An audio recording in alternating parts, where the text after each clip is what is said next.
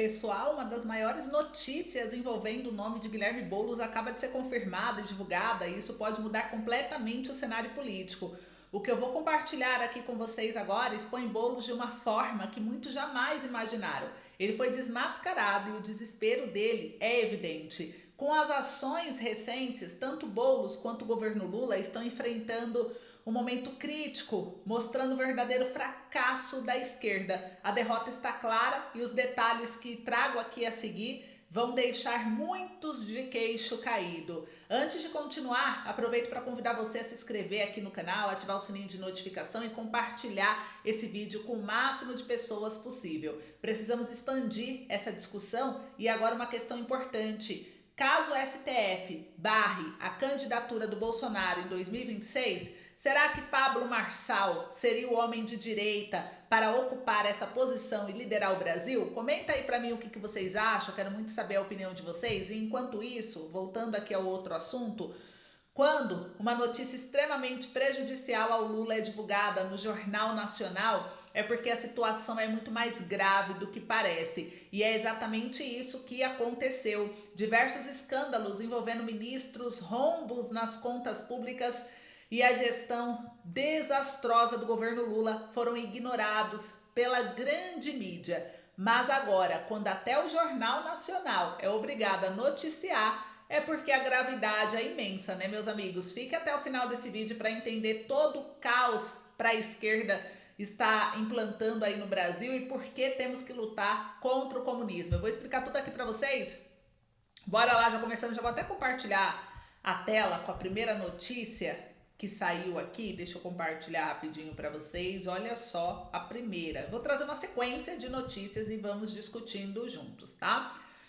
Contas das estatais federais brasileiras devem fechar 2024 com o maior déficit em 15 anos. Especialistas reforçam que o descontrole nas contas das estatais compromete a credibilidade do país e o esforço em sanar as despesas públicas no momento em que o governo fala em urgência para revisar gastos. Gente, aqui no jornal mostra que são mais de 100 empresas estatais, fazem parte da máquina do governo federal e atuam em diversos setores, como a infraestrutura, telecomunicações, agropecuária, e o governo usa o resultado de algumas dessas empresas para calcular o desempenho das contas públicas do país mês a mês. E em 2024, as contas devem apresentar o maior rombo desde 2009. De janeiro a agosto, o déficit das empresas estatais federais bateu 3,3 bilhões de reais e a previsão do próprio governo é que fechem o ano em 3,7 bilhões no vermelho. Em 2009, o rombo do ano foi de 3,8 bilhões. Nos anos seguintes, as estatais federais tiveram resultados melhores e em alguns anos até positivo, graças a aportes dos governos. Em 2018, a gestão do então presidente Michel Temer injetou 5 bilhões no caixa dessas empresas, fazendo um superávit. Em 2019, o governo Jair Bolsonaro injetou 10 bilhões de reais e o resultado ficou positivo em 14 bilhões. Em 2023, primeiro ano de governo Lula, o que aconteceu? Aqui, ó, resultado voltou a ser negativo em 700 milhões de reais, gente. Então, os déficits maiores estão aqui listados, o nome das empresas: a Engeprom, a empresa de Correios e Telégrafos, a Engea, de Planejamento Financeiro, a Infraero, Dataprev, que é responsável pelo processamento da folha de pagamento dos benefícios do INSS. O resultado não inclui Petrobras e Eletrobras, porque são empresas que têm características específicas, como regras de governança que se aproximam de empresas privadas de capital aberto, e nem inclui os bancos públicos, tá?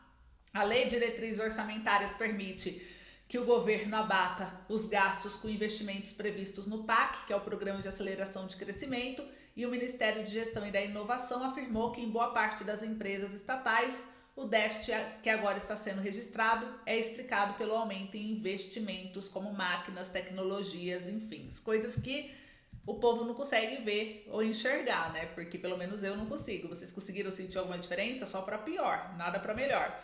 Agora aqui uma outra notícia também importante, olha só.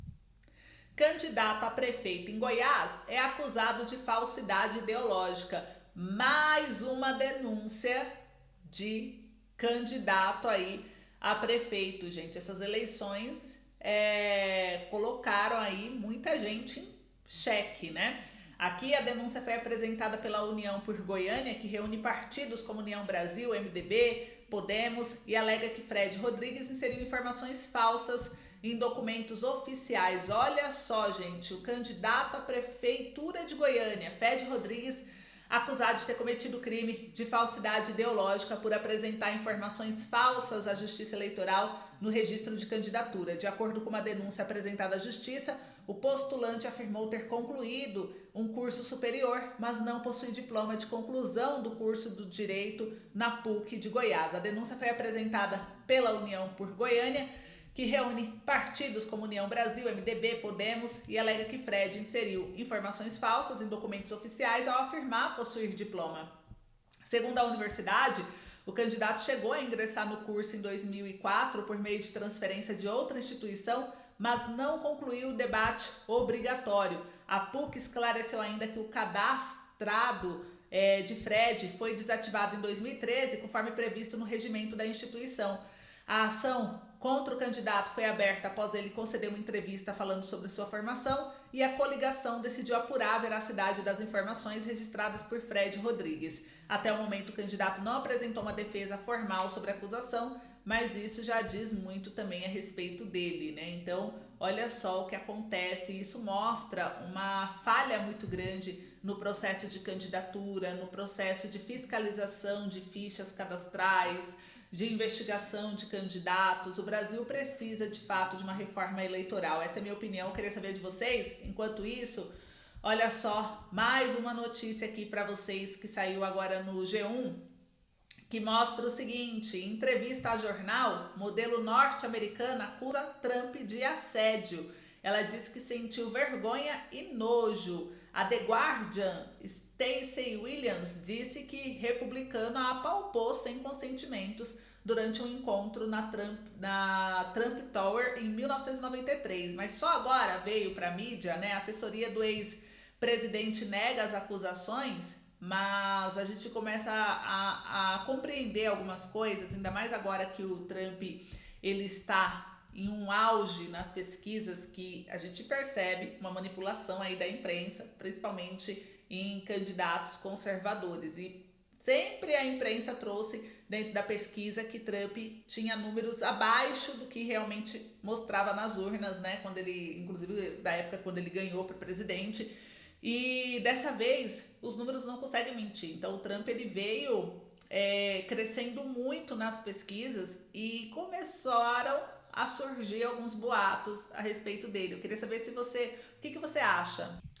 Muitos questionam se esse caso de 93 de assédio realmente é real, por só aparecer agora, bem no momento, né, onde o Trump pode aí se reeleger, ou se é uma militância da própria esquerda que gosta de tramar, ainda trazer coisas antigas, que é difícil provar há muitos anos, nesse momento aí crítico. O que vocês acham? Comentem aí para mim. Enquanto isso, gente, mais uma informação aqui para vocês, e dessa vez saiu também aqui no G1, que mostra um ex-padre denunciado por abusos sexuais contra crianças. Ele foi preso na Grande BH. Polícia Civil prendeu o homem na casa onde ele mora, em Juatuba, e a TV Globo exibiu reportagens com o relato das vítimas em setembro desse ano. E olha só isso, né, gente? Padre Bernardino Batista dos Santos foi afastado após as denúncias de pedofilia, e é o ex-padre, né, Bernardino Batista dos Santos, 77 anos. Ele foi preso na manhã dessa quarta-feira na casa dele, em Belo Horizonte, e ele é denunciado por diversos abusos sexuais contra crianças e adolescentes. Em nota, a defesa do ex-padre diz que, embora respeite a decisão judicial, está convicta de que sua prisão preventiva é abusiva, pois sem amparo processual e constitucional. Completa ainda que ele nega as acusações e que confia na imparcialidade da justiça. A Polícia Civil de Tiros, no Alto Paranaíba, cumpriu o mandado de prisão expedido pela Justiça em 21 de outubro desse ano, e o suspeito passará por exames médicos e será encaminhado para a delegacia de Juatuba, gente. Olha que escândalo, né? O padre é denunciado por diversos abusos contra crianças de 3 a 11 anos entre os anos de 1999 e 2001. A denúncia que levou à abertura do inquérito policial em 2021, no entanto, é referente a uma mãe de menina que relatou um caso durante uma excursão para um sítio em Tiros em 2016. A menina relatou o caso à mãe e outras testemunhas também presenciaram o choro desesperado da criança depois do crime. Bernardino sempre negava e tirava a credibilidade da criança. Há também relatos de outros episódios ocorridos entre 1999 e 2001, nesse mesmo sítio de Tiros, e também de quando ele era diretor de escola infantil e padre da paróquia Nossa Senhora Medianeira e Santa Luzia, no bairro Paraíso, na região leste de Belo Horizonte. E ele diz que ele é porta-voz de um grupo de mais de 60, na verdade, abre aspas, eu sou porta-voz de um grupo de mais de 60 mulheres que já me procuraram desde 2021. Queria agradecer primeiramente a todos nós que nunca desistimos desde 2021 buscando que a justiça fosse feita de alguma forma. Esse pedido de prisão nos dá algum alento, algum alívio em meio a tanta luta, disse a advogada Carolina Rocha, uma das vítimas de Bernardino. Então, gente, segundo a instituição, o processo penal instituído pelo tribunal aqui foi concluído e encaminhado a Roma, na Itália, e diz que o processo foi analisado pelo Vaticano, que confirmou a decisão aqui, determinando o afastamento definitivo. E apesar disso, no catálogo de 2024, cadê aqui, ó?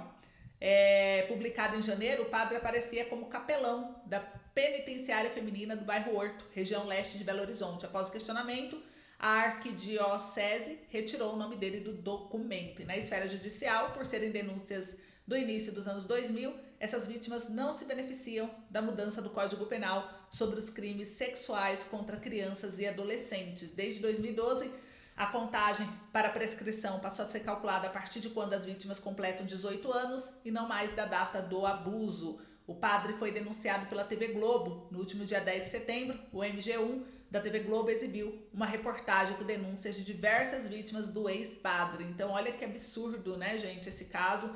Que bom que ele foi preso, agora a gente espera que ele continue preso. Agora vamos trazer aqui mais uma notícia, olha só.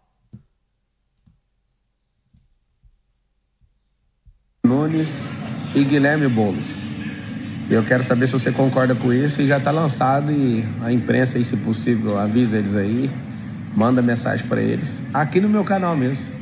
Eu chamo sem gracinha, sem diferenciação, fazer perguntas contundentes, né? Falar aquilo que o povo quer falar e não aquilo que é combinado.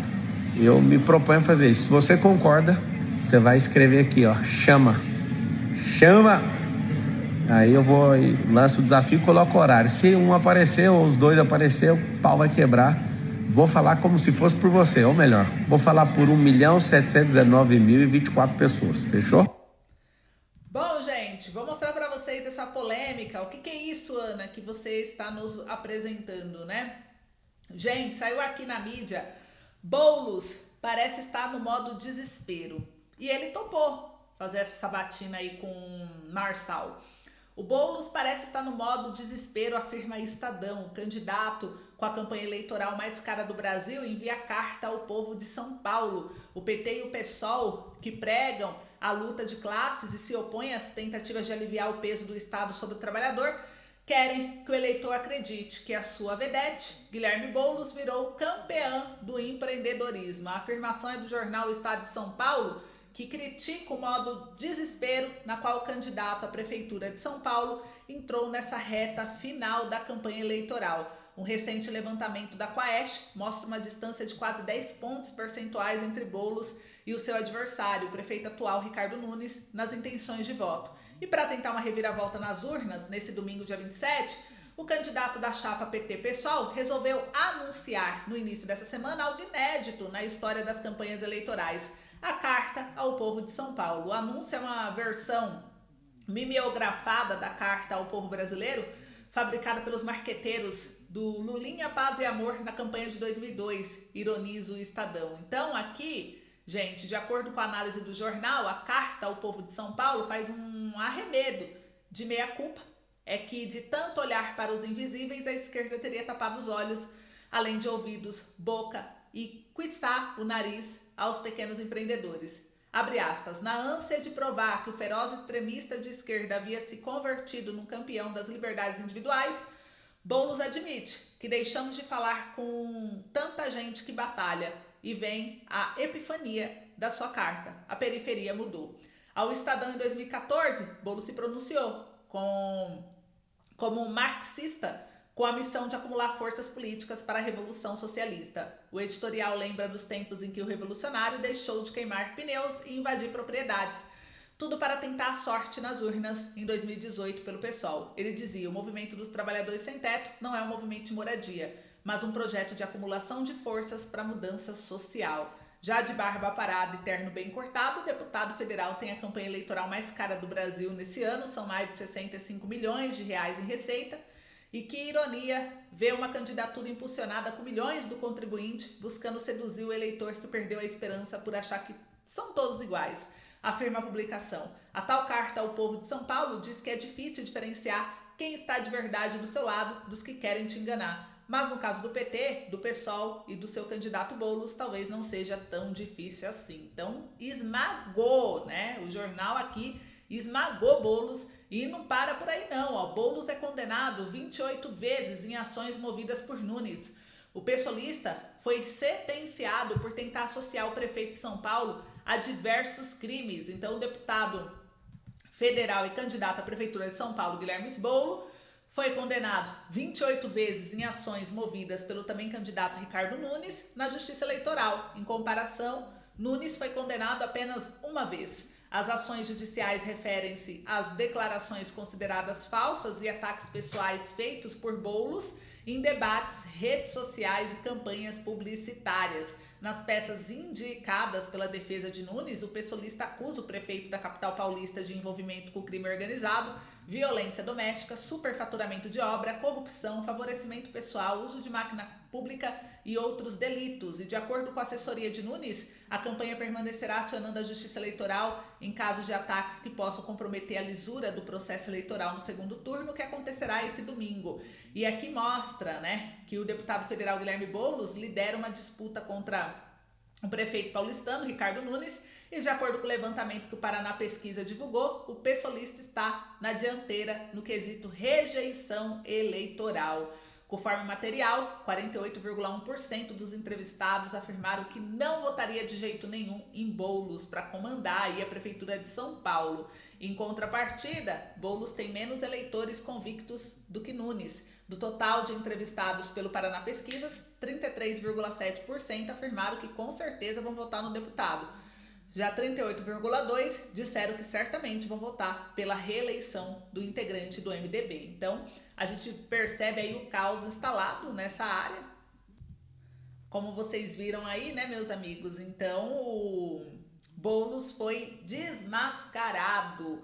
Toda a imprensa expôs toda essa sujeira dele. Isso é um momento crítico, eu diria, para ele, para a ala esquerdista, para o próprio Lula. Eu acredito que vai ser mais um fracasso para a esquerda esse segundo turno. A derrota está mais do que clara. Eu quero ver se vocês pensam de uma forma diferente ou não. E agora essa questão importante, né? Caso a STF barre a candidatura de Bolsonaro, será que Pablo Marçal seria o homem de direita para ocupar essa posição e liderar o Brasil? Pablo Marçal continua envolvido aí nessa questão das eleições, né, municipais, e convidou Nunes e o próprio Boulos para esse bate-papo, né, no perfil dele. O Boulos aceitou. Vamos ver o que vai acontecer. Então a situação, o desespero de Boulos é grande e talvez ele acredite aí que comparecendo possa reverter alguns votos. O que vocês acham? Comenta aí sobre esses escândalos que eu quero saber de vocês. Como vocês viram, foram vários escândalos aqui envolvendo, inclusive, ministros, rombos nas contas públicas, como vocês viram aí, das empresas, né? Essa gestão desastrosa do governo Lula, que foi ignorado pela grande mídia, agora até no Jornal Nacional foi noticiado, porque a gravidade, gente, de fato é muito grande. Então é isso que eu queria trazer, espero que tenham gostado do vídeo. Obrigada, um beijo, fiquem com Deus e continuem ligados para continuar por dentro de toda essa sujeirada da esquerda que está sendo exposta, inclusive pela mídia esquerdista. Então o negócio tá mais quente do que a gente pensa. Um beijo, até logo.